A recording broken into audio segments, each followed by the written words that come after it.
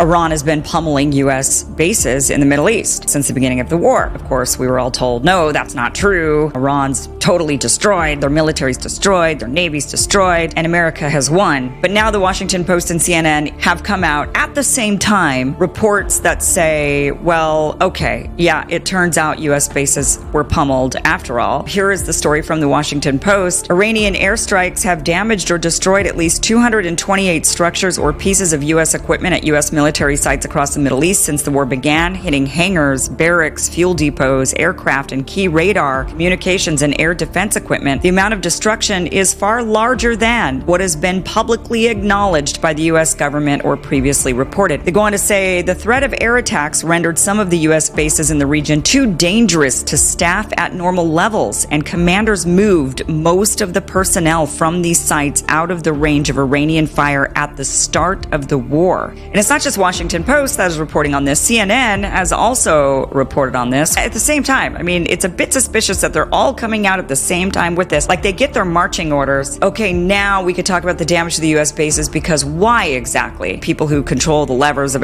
all the power want the war to end. So now they want to expose the fact that, yeah, U.S. bases are being pummeled by Iran. So we're not actually winning on this thing. So what impact have Iran's strikes had on America's footprint in the Middle East? A CNN investigation found evidence of unprecedented destruction. We can reveal that strikes damaged at least 16 U.S. installations across 8 countries.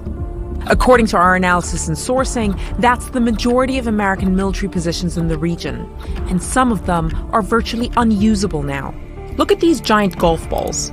They're known as radomes, and they protect satellite dishes vital for data transmission.